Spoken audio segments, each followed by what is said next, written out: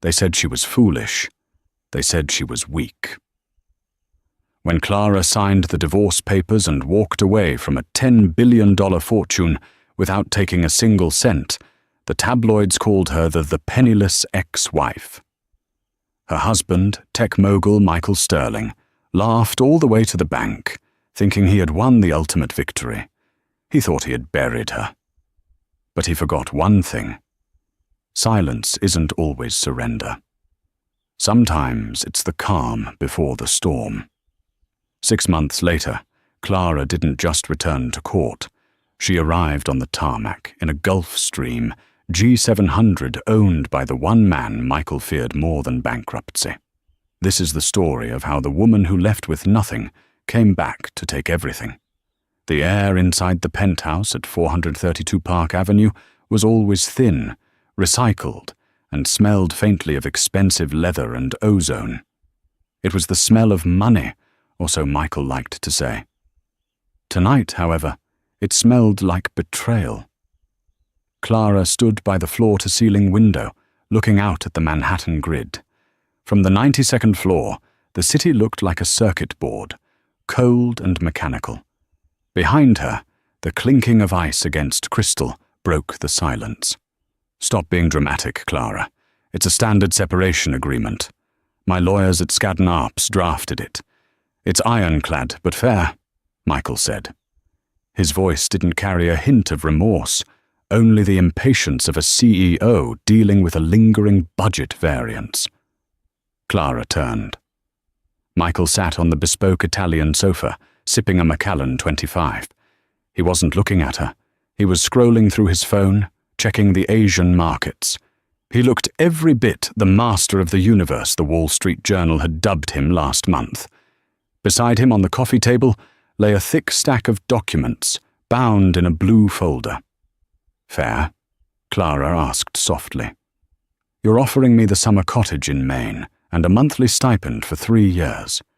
In exchange, I sign an NDA that forbids me from ever mentioning—" She paused, her throat tight. "From mentioning Jessica." Michael finally looked up. His eyes, once the warm blue she had fallen in love with at a coffee shop in Boston 10 years ago, were now like chips of ice. "Jessica is my vice president of communications. She is vital to the company. I won't have your jealousy affecting the IPO. The board is sensitive, Clara. We go public in 3 months. "She's your mistress, Michael. She has been for 2 years. She's a partner." "Something you ceased to be a long time ago," Michael snapped, standing up. He walked over to the table and tapped the folder. "Look, you can fight this. You can hire some ambulance chaser, drag this out for 2 years, and watch me bury you in legal fees until you're selling your jewelry to buy groceries. Or you can sign. Take the house in Maine. Disappear quietly. Keep your dignity." Clara looked at the man she had supported when he was coding in a basement, the man whose first pitch decks she had proofread until her eyes blurred, whose confidence she had rebuilt every time an investor slammed the door. He had erased her. To him, she was just legacy code, obsolete, and needing to be purged. She walked to the table. Michael smirked, expecting the tears, the screaming, the negotiation. He was ready for a fight. He thrived on conflict. Clara picked up the Mont Blanc pen lying on the table. She flipped to the final page of the decree. "I don't want the house in Maine," she said, her voice steady. Michael frowned. "The condo in Miami, then? It has a better view, but the property taxes are—" "I don't want the condo. I don't want the stipend." Michael froze. "What are you talking about?" "I want nothing," Clara said. "I will sign your papers. I will sign your NDA. But I am striking the clause regarding spousal support and asset division. I am leaving with what I came in with." Michael laughed, a harsh, barking sound. "You're bluffing. You haven't worked in 7 years, Clara. You have no savings. You think playing the martyr will make me chase you. It won't." "I'm not playing," she whispered. She quickly struck a line through the asset section, initialed it, and then signed the bottom of the document with a flourish. She capped the pen and set it down. You can keep the money, Michael. Every cent. You can keep the penthouse, the Hamptons estate, and the jet. You can keep Jessica. She pulled her wedding ring off her finger. It was a 4-carat emerald cut, perfect and cold. She placed it on top of the blue folder. But you don't get to keep my respect, and you don't get to buy my silence.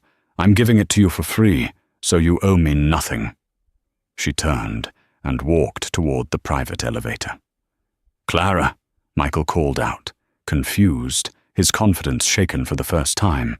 If you walk out that door with nothing, don't think you can come crawling back when the credit card bills hit. I'll crush you. The elevator doors opened. Clara stepped in and pressed the button for the lobby. As the doors slid shut, she saw Michael standing there, holding his scotch, looking not like a victor, but like a man trying to figure out where the error in the code was. She walked out of 432 Park Avenue with 2 suitcases and called a yellow cab. She didn't look back. 3 months later. The radiator in the 4th floor walk-up in Astoria, Queens, hissed and clanked, a constant reminder of how far Clara had fallen. The apartment was the size of her old master bathroom.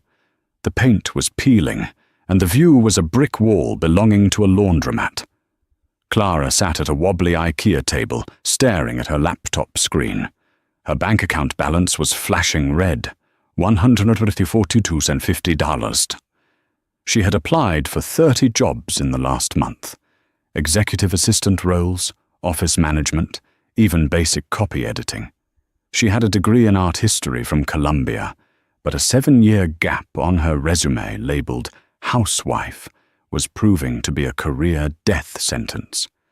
But there was something else, something more malicious at play. She opened a new tab and typed her name into Google. The results made her stomach turn. Top result, page 6. The gold digger who fled. Why Clara Sterling abandoned her tech mogul husband before the IPO. Second result, Daily Mail. Sources close to Michael Sterling claim. Ex-wife demanded $50 million before disappearing with secret lover. Michael wasn't just content with the divorce, he was salting the earth.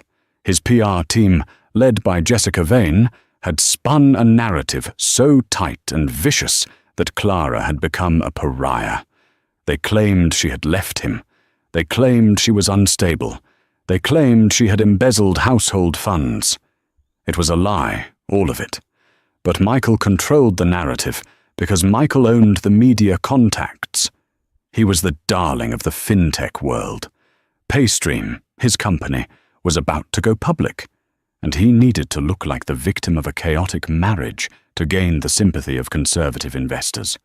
Clara closed the laptop, fighting back tears. She had sold her designer handbags to pay the deposit on this apartment. She had sold her Cartier watch to pay the first 2 months of rent.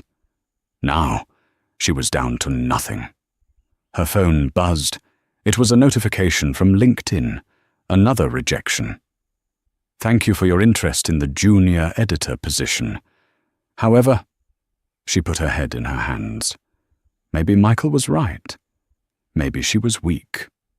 She had accepted nothing out of pride, thinking it would free her. Instead, it had just made her an easy target.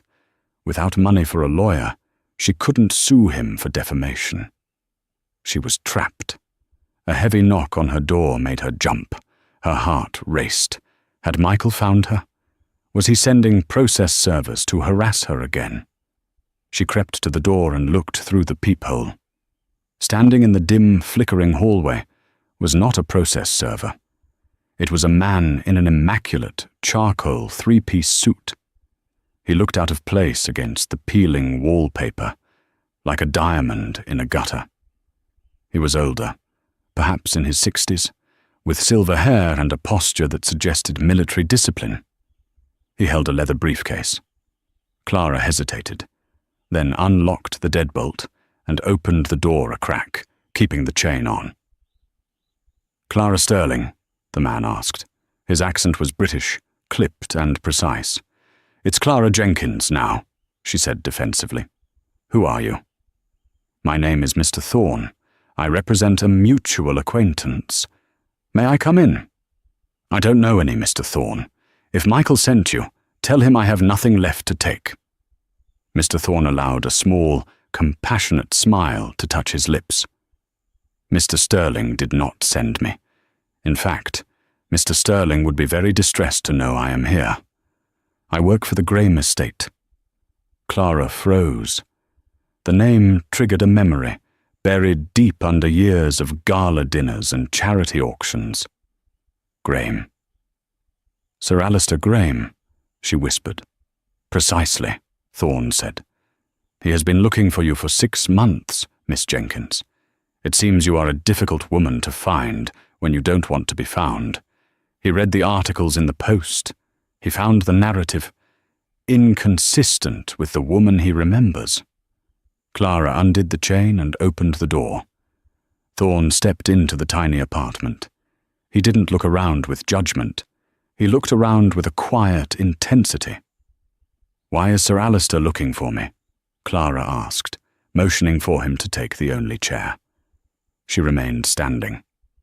"Because, Miss Jenkins, 10 years ago, before you were Mrs. Sterling, you were a volunteer at the chaotic aftermath of the G20 summit riots in London. You pulled an elderly man out of a burning sedan when his security detail had been scattered. You stayed with him until the paramedics arrived. You gave the police a fake name because you didn't want the attention, and then you vanished." Clara nodded slowly. "I remember. He was having a heart attack. I just did CPR until the ambulance came." "You saved the life of the majority shareholder of Graham Heavy Industries," Thorne corrected. "Sir Alistair never forgot the young American woman with the red scarf. It took his private intelligence team a decade to match your description and biometric profile from street cameras to Clara Sterling. He intended to thank you years ago, but he saw you were married to Michael Sterling. He assumed you were happy and wealthy, so he kept his distance." Thorne placed the briefcase on the table and clicked the latches open.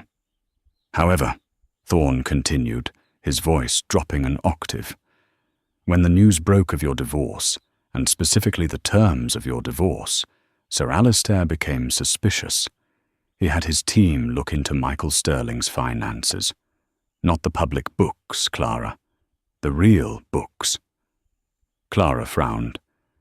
"Michael is greedy, but he's not a criminal." Thorne pulled out a single sheet of paper and slid it across the table. It was a bank transfer record from a shell company in the Cayman Islands. "Michael Sterling didn't just build Paystream on his own code," Thorne said. "He built it using a proprietary algorithm he stole from a defunct subsidiary of Graham Industries during a joint venture 7 years ago. He buried the theft. But more importantly, he buried the assets." Thorne looked Clara dead in the eye. "You signed away your rights to his known assets. But under international law, and specifically New York state equitable distribution laws, if one party conceals assets during a divorce proceeding, the entire settlement can be voided, and the penalty usually involves the concealing party forfeiting 100% of the hidden assets to the spouse." Clara picked up the paper. The numbers were staggering. $300 million parked in an account named Vane Holdings. "Vane," Clara breathed. "Jessica." "Exactly," Thorne said. "He's moving the money to her to hide it from the IPO auditors. He thinks you are broke, broken, and voiceless. He thinks you are irrelevant." Thorne stood up and buttoned his jacket. "Sir Alistair has a proposition. He is currently in Zurich. He would like to offer you the services of his legal team, specifically the firm of Quinn Emanuel. He wants to fly you to Europe to brief you on the evidence we have gathered." Clara looked around her tiny, sad apartment. She looked at the laptop where the world was calling her a gold digger.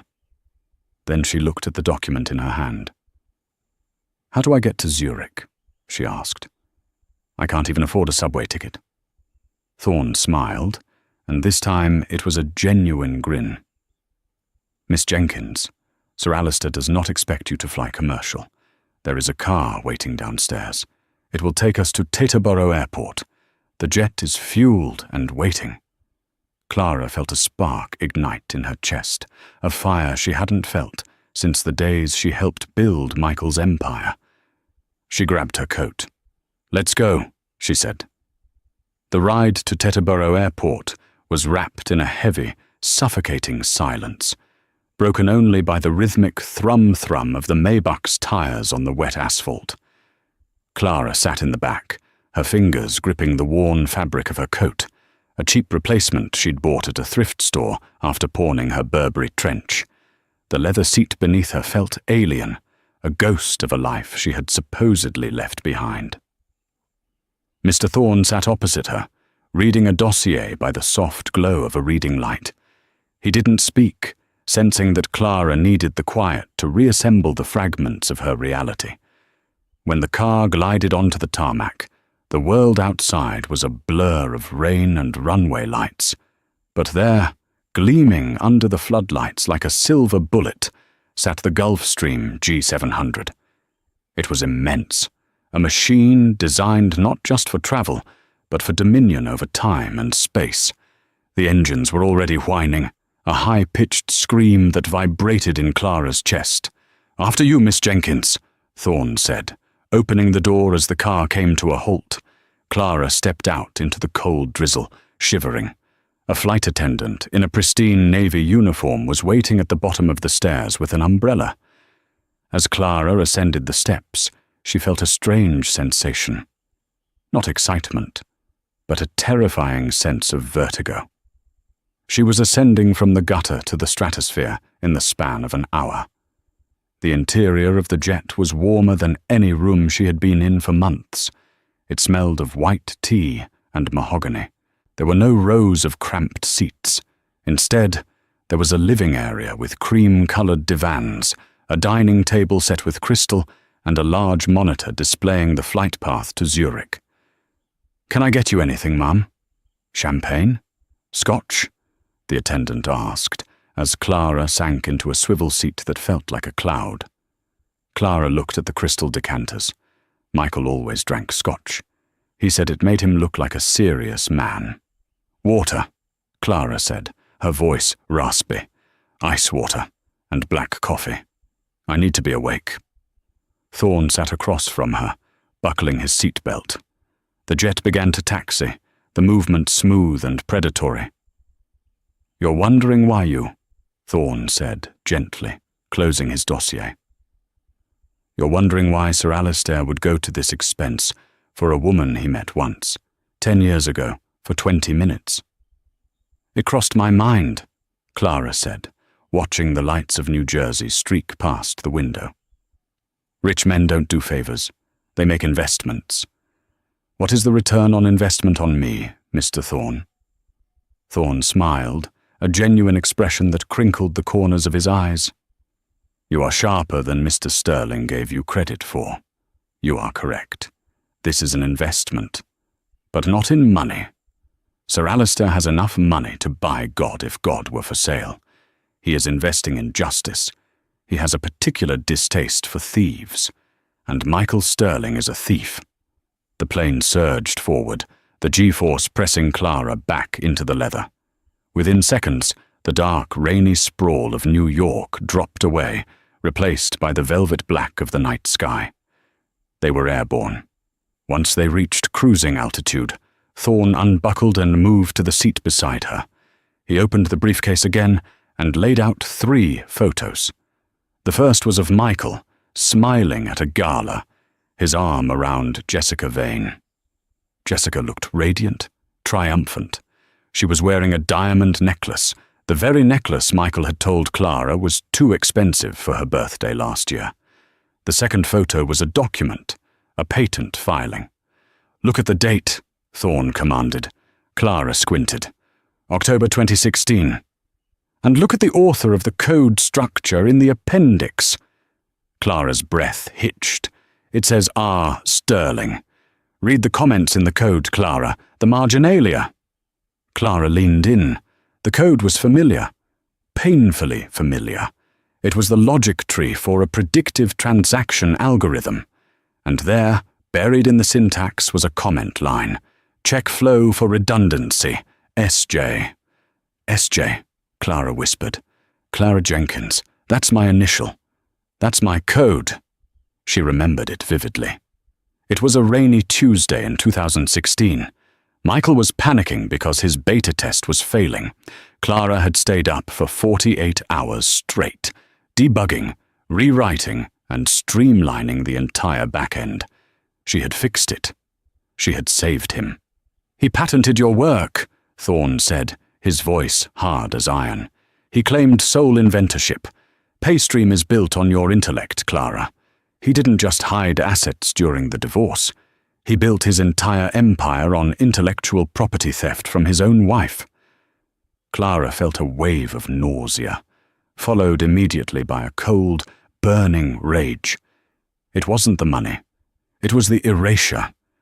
He had stolen her mind, sold it to the world, and then convinced her she was worthless.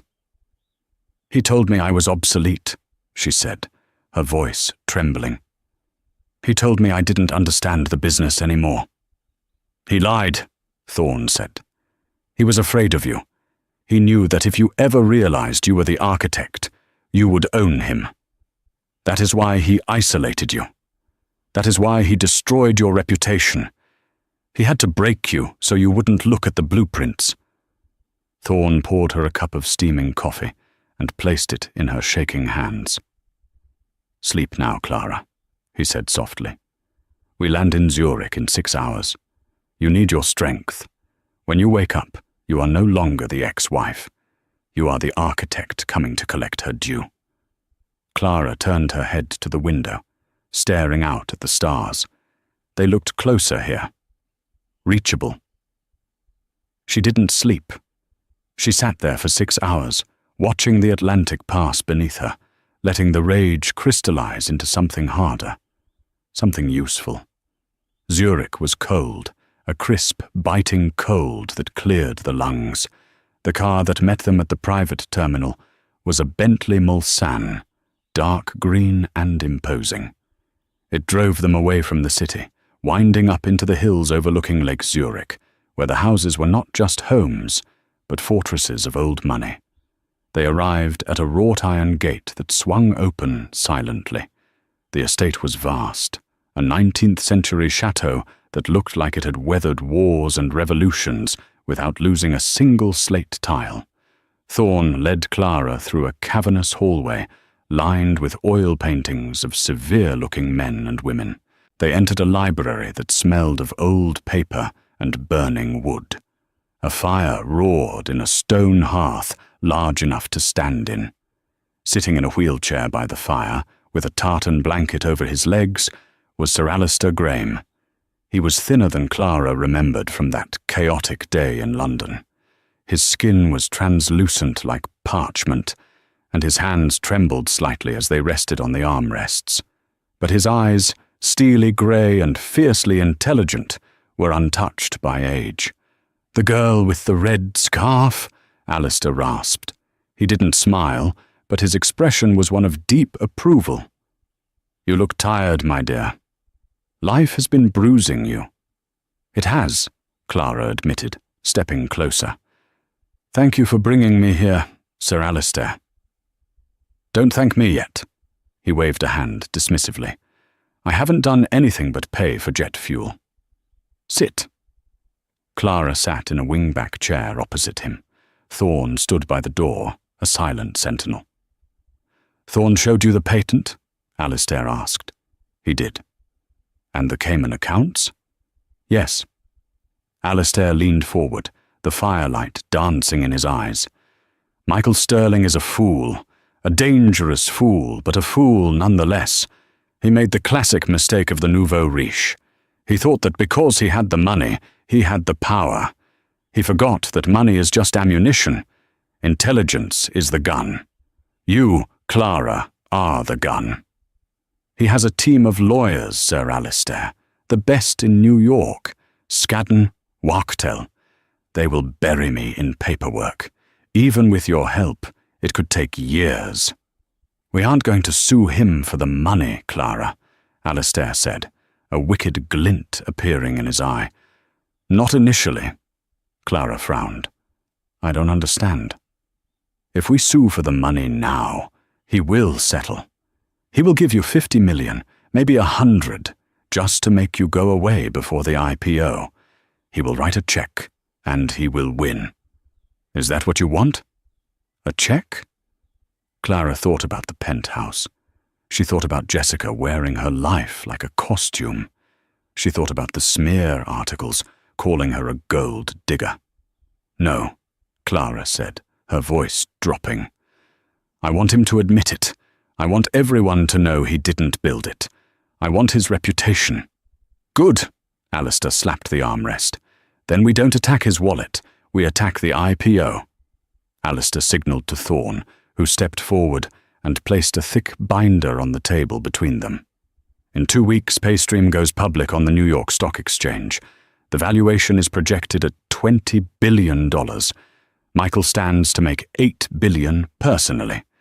But, Alistair paused, tapping the binder, the company's valuation is based entirely on the proprietary algorithm, the one you wrote. The one he patented, Clara reminded him. Yes, but here is the twist, Alistair said. Thorne's team did a forensic audit of the code Michael is currently using.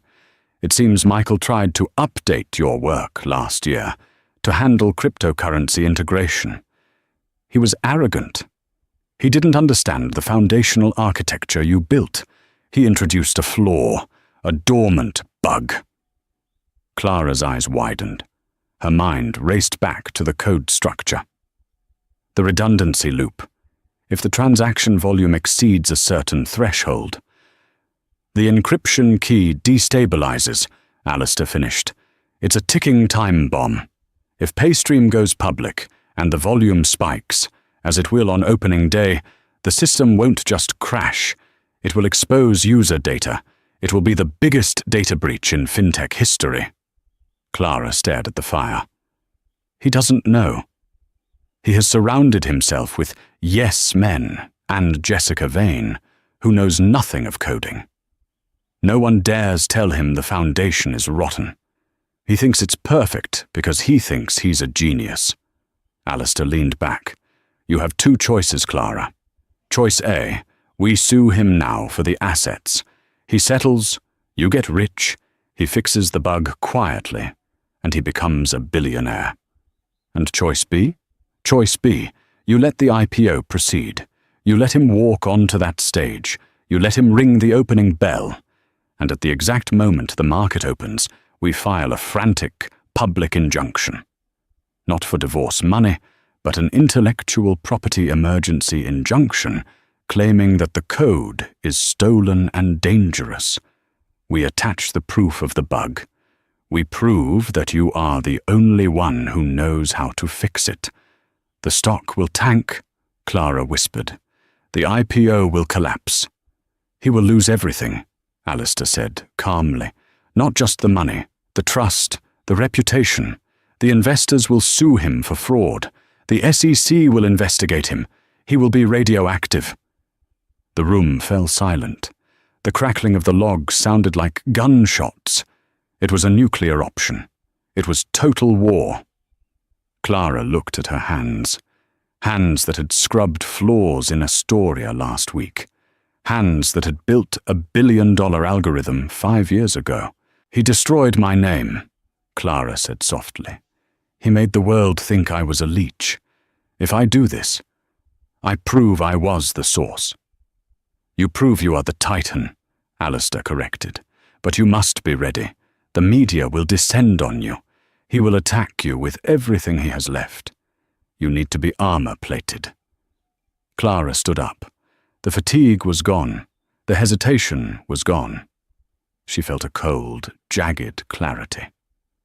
"I don't have anything to wear for a war, Sir Alistair," she said. Alistair smiled. "Thorne has arranged for a stylist from Milan to arrive in the morning, and a team of attorneys from Quinn Emanuel is flying in tonight to prep you for the deposition. We have 2 weeks to turn you into the CEO you should have been." Clara looked at the fire one last time. She imagined Michael's face, smug and confident, holding his glass of scotch. "Let's get to work," she said. The library of the Graham estate had been transformed into a war room. For 10 days, the heavy oak tables were buried under mountains of depositions, code printouts, and forensic accounting reports. The air was thick with the scent of stale coffee and expensive paralegal colognes. Clara sat at the head of the table. She hadn't slept more than 4 hours a night since arriving in Zurich. Her eyes were rimmed with red, but the fog of depression that had clouded her mind in Queens was gone. In its place was a sharp, vibrating focus. Across from her sat Elias Thorne and a woman named Veronica Sharp, the lead litigator from Quinn Emanuel. Sharp lived up to her name. She was a razor-thin woman with a bob cut so precise it looked like it could cut glass. She didn't treat Clara like a victim. She treated her like a hostile witness. "Do it again," Sharp commanded, not looking up from her notes. "I signed the divorce papers because I just wanted to leave," Clara said, her voice steady. "Objection." "Weak," Sharp snapped, slamming a pen down. "If you say that in front of a judge, you look like a woman who made a bad deal and has seller's remorse. The defense will eat you alive. Michael's lawyers will paint you as a bitter ex-wife, looking for a payout because her checking account ran dry." "Why did you sign, Clara?" Clara clenched her jaw. "Because he threatened me." "Hearsay." "Prove it." "He told me he would drain me in legal fees." "Common tactic. Not illegal. Try again." Clara slammed her hand on the table. "Because I didn't know he had stolen my life's work. Because I trusted him when he said the company was his. I signed under duress caused by fraudulent concealment of intellectual property." The room went silent. Sharp looked up slowly, a predatory smile forming on her lips. "Better. But you're still pleading. You're still asking for permission to be angry. You are the architect, Clara. Stop talking like the tenant." For the next 3 days, they dismantled Clara Jenkins. They stripped away the apology in her voice. They trained her to look at a document, not as a tragedy, but as evidence.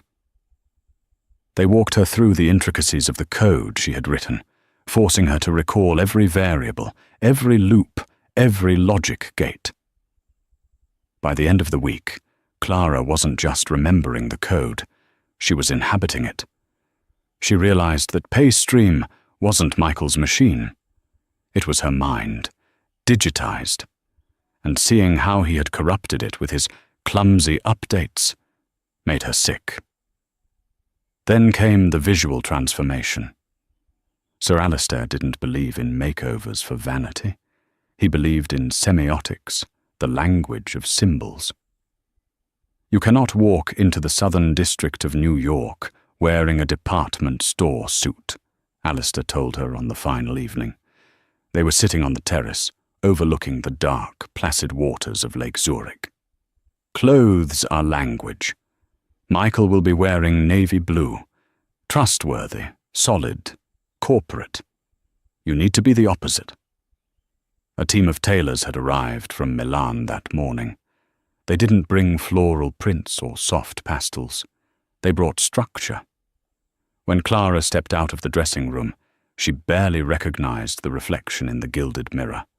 The suit was white, a blinding, stark white wool crepe. The jacket was tailored sharply at the waist with structured shoulders that gave her a silhouette of power. The trousers were wide-legged, moving with a fluid grace. She wore no jewelry, except for a pair of simple diamond studs Alistair had loaned her. Her hair, previously pulled back in a messy bun, had been cut into a sleek, shoulder-length style that framed her face like a helmet. She didn't look like a housewife. She didn't look like a divorcee. She looked like a CEO. "How do you feel?" Thorne asked, standing in the doorway. Clara smoothed the lapel of the white jacket. She looked at her eyes in the mirror. They were cold. "I feel like a demolition expert," she said. That night, before they left for the airfield, Sir Alister handed her a final file. It was a single sheet of paper. "This is the kill switch," he said, "the technical analysis of the bug. Once this is entered into the public record, the stock exchanges will halt trading on Paystream immediately to protect investor capital. The moment you file this, Michael is finished. There is no going back." Clara took the paper. "He will hate me for the rest of his life." "He already hates you, Clara," Alister said softly. "He hates you because he needs you. And for a man like Michael, need is the ultimate humiliation. Go and show him that he was right to be afraid." New York City, the day of the IPO. The morning sun hit the facade of the New York Stock Exchange, bathing the columns in gold. It was a perfect day for a coronation. Banners hung from the street lamps. Paystream, the future of money. Inside the VIP balcony, Michael Sterling was vibrating with adrenaline. He checked his reflection in the glass partition. His Brioni suit was flawless. His teeth were white. He looked down at the trading floor, where traders were already gathering, eyeing the screens. The opening price was set at $45 a share. Analysts predicted it would hit $80 by noon. "You look like $1 trillion, Jessica whispered, sliding her arm through his. She was wearing a red dress, aggressive and bright. She squeezed his bicep. "It's happening, Michael.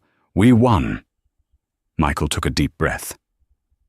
"Did you hear anything from the lawyers?" "About Clara?" Jessica laughed, a tinkling, dismissive sound. "Not a peep. She's probably in some diner in Queens, crying into her eggs. She's gone, Michael. Forget her." Michael nodded, but a tiny knot of anxiety tightened in his stomach. It was too quiet. He had expected a text, a drunk dial, a plea for money. But silence. Silence was unpredictable.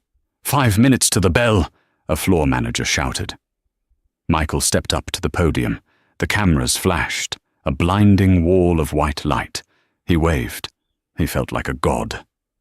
Meanwhile, at Teterboro Airport, the Gulfstream G700 touched down with a screech of tires. The moment the stairs lowered, 2 black SUVs pulled up to the wing. Clara descended the stairs. The wind whipped her white trousers. But she didn't flinch. Thorne was right behind her, carrying the briefcase containing the injunction and the evidence. "We have 45 minutes to get to the courthouse," Thorne said, checking his watch. "Traffic is heavy on the FDR." "Get us there," Clara said, sliding into the back of the lead SUV. The driver didn't hesitate. He activated a siren, illegal for civilians, but money buys many things, including the appearance of authority, and tore out of the airport gate. Inside the car, Clara opened her iPad. She pulled up the live stream of CNBC. There was Michael, smiling, holding the gavel.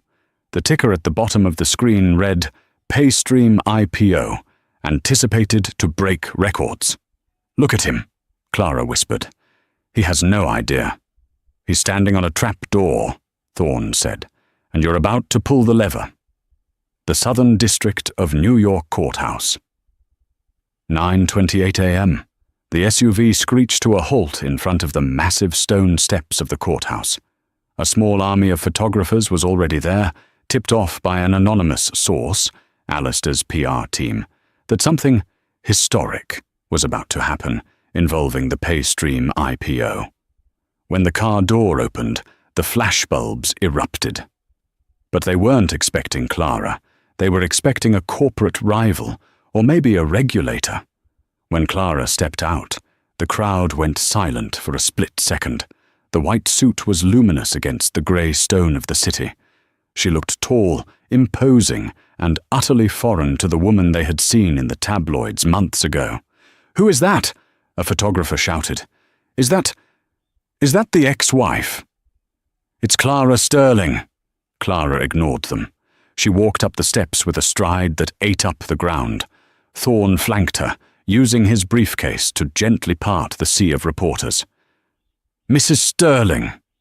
Mrs. Sterling, are you here to stop the IPO?" A reporter from Bloomberg thrust a microphone in her face. Clara stopped. She turned to the camera, her face calm, her eyes piercing. "My name is Clara Jenkins," she said, her voice clear and amplified by the microphones, "and I am not here to stop the IPO. I am here to report a crime." She turned and marched through the revolving doors. The NYSE. 9:30 a.m. Clang! Clang! Clang! Michael brought the gavel down on the sounding block. The bell rang out across the trading floor. Confetti rained down from the ceiling. The room erupted in cheers. On the big screen, the ticker symbol PIST appeared. "Open at $48, someone shouted. 52, 60. Michael hugged Jessica. He grabbed the champagne glass handed to him. "To us," he shouted over the roar. "To the Empire."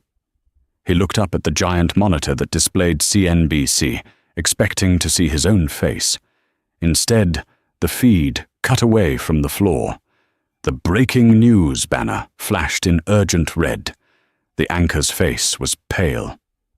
"We are interrupting the coverage of the Paystream IPO with breaking news from the Southern District of New York. A massive emergency injunction has just been filed against Michael Sterling and Paystream Holdings." Michael froze. The champagne glass slipped from his fingers and shattered on the balcony floor. The camera on the screen cut to the steps of the courthouse. There was Clara, looking like an avenging angel in white, standing next to Veronica Sharp. The anchor continued, reading rapidly. The plaintiff, Clara Jenkins, former wife of Mr. Sterling, alleges that the core source code of Paystream was stolen from her. Furthermore, the filing includes a technical audit claiming the current software contains a catastrophic security flaw that puts all user data at risk.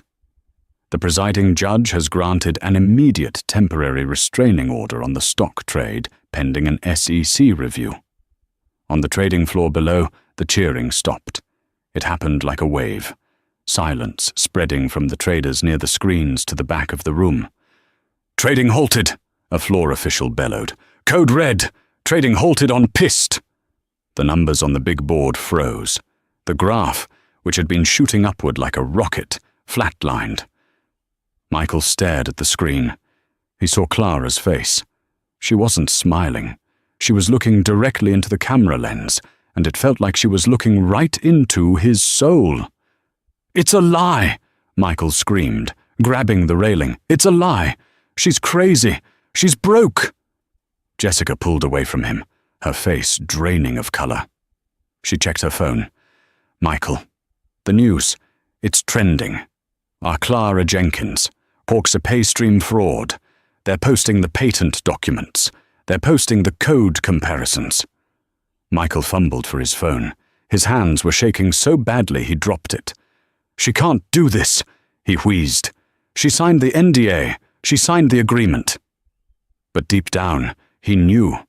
He looked at the faces of the bankers surrounding him. A minute ago, they looked at him with adoration. Now, they looked at him with horror. They were backing away, physically distancing themselves from the blast radius. The elevator doors behind the podium opened. 2 men in dark suits stepped out. They weren't bankers. They were FBI agents from the Financial Crimes Division, accompanied by SEC regulators. Michael turned back to the screen. Clara was walking away from the microphones, disappearing into the courthouse. She hadn't just stopped the money. She had burned the temple to the ground. The phone in Jessica's hand buzzed. It was a notification from the bank. Alert. Assets frozen. pursuant to federal court order. Michael slumped against the railing, the confetti still settling around his feet like grey ash. The party was over. The silence in the penthouse at 432 Park Avenue was different now. It wasn't the silence of controlled, air-conditioned power. It was the silence of a tomb. 3 weeks had passed since the IPO imploded on live television. In that time, the world had turned upside down. The SEC investigation had frozen Michael Sterling's personal assets. The board of directors of Paystream, facing a class action lawsuit from investors who felt defrauded, had voted unanimously to oust him as CEO. Michael sat on the same bespoke Italian sofa, but the room around him was changing. Movers in blue coveralls were systematically packing away the life he had built. They wrapped the crystal vases in bubble wrap.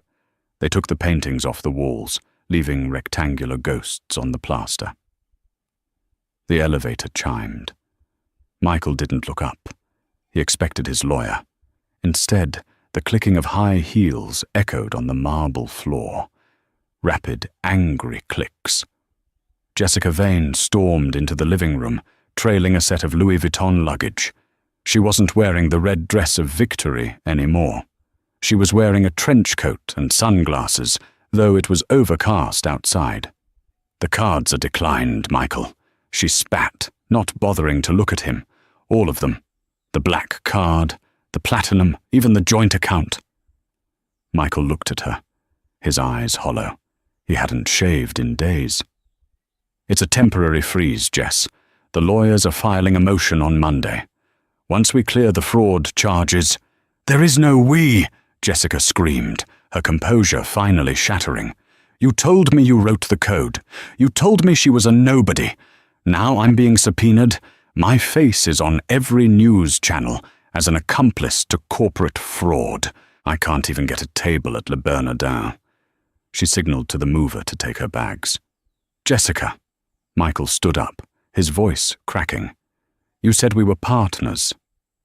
"I was a partner in a billion-dollar company," she said, cold, pulling her sunglasses down to look at him with pure disgust. "Not a partner in a federal indictment. You're radioactive, Michael.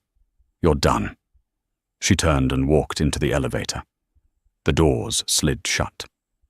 Michael was alone in the empty apartment. The view of the city, once his kingdom, now looked like a prison of glass and steel. 2 days later, the final act played out not in a penthouse, but in a conference room on the 45th floor of the Quinn Emanuel building in Midtown. The table was long and polished, reflecting the grey sky outside. On one side sat Michael, flanked by a court-appointed attorney, because his high-priced legal team had resigned due to non-payment.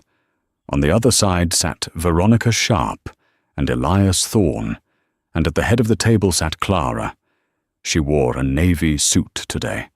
Business, serious, commanding. She watched Michael enter. He looked smaller. His shoulders were slumped, his suit ill-fitting, as if he had lost 20 pounds of ego in 20 days. He couldn't meet her eyes. "Let's make this simple," Sharp began, sliding a document across the table. "The SEC is willing to offer leniency on the criminal fraud charges if you admit that the intellectual property belonged to Ms. Jenkins and that you knowingly filed a false patent." "If I admit that," Michael whispered, his voice raspy, "I lose the company. I lose the patent rights. I lose everything." "You have already lost the company, Mr. Sterling," Thorne said calmly. "The only thing you are negotiating for now is whether you spend the next 10 years in a federal prison or a summer house." Michael looked up, confused. "What?" Clara spoke for the first time.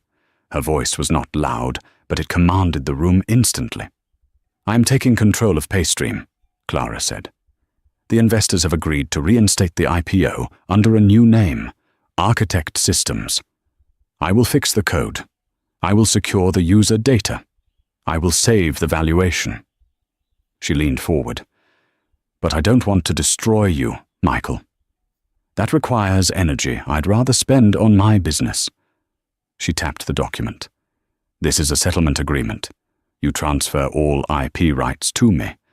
You admit to the fraud publicly to clear the company's name. In exchange, I will drop the civil suit for the stolen assets. I will not press for jail time." Michael looked at the paper. It was a lifeline, a humiliating, devastating lifeline. "And," Clara continued, a small, ironic ghost of a smile touching her lips, "I am feeling generous.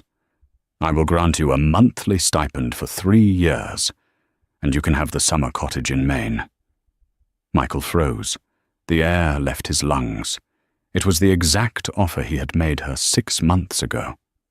The summer cottage, the stipend, the pity. "You can't be serious," he whispered. "I am very serious," Clara said, picking up her pen. "It's a fair offer, Michael.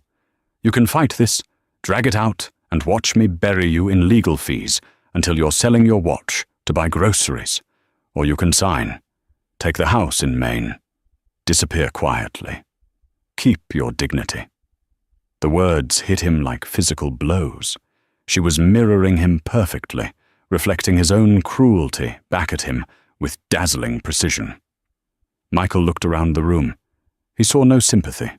He saw only the cold, hard reality of the world he used to think he owned. He picked up the pen. His hand shook. He signed the document. "It's done," Sharp said, snatching the paper away before the ink was dry. Michael stood up.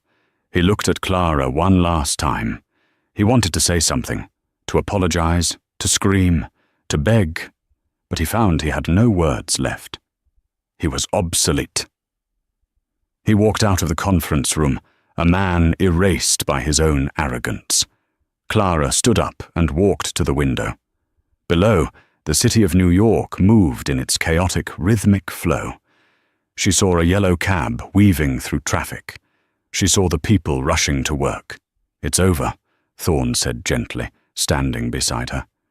"Sir Alistair sends his regards. He says he knew you had it in you." "I didn't," Clara admitted softly. "Not at first." She touched the cold glass. She wasn't just Clara Jenkins, the ex-wife, anymore. She was Clara Jenkins, the CEO, the architect. She turned back to the room where the future was waiting in a stack of fresh contracts. "Mr. Thorne," she said, her voice bright and clear. "Cancel the car. I think I'll walk. It's a beautiful day to start over." Clara's journey wasn't just about revenge. It was about reclamation. She proved that your worth isn't defined by the person who left you, but by what you carry inside you. Michael thought he could strip her of her value because he took her money, but he forgot that he couldn't take her mind. In the end, the woman who accepted nothing walked away with everything that mattered: her name, her creation, and her self-respect. It's a powerful reminder to never let anyone convince you that you are finished, just because you are starting over. Sometimes, rock bottom is just the solid foundation you need to build an empire. What an incredible turnaround. It just goes to show that silence is sometimes the loudest scream. If you loved Clara's transformation from the penniless ex-wife to the CEO in the white suit, hit that like button right now. And I want to know from you, have you ever been underestimated by someone, only to prove them wrong later? Tell me your story in the comments below. I love reading them. Don't forget to subscribe and turn on notifications so you never miss a story of justice and karma. Thanks for watching, and see you in the next video.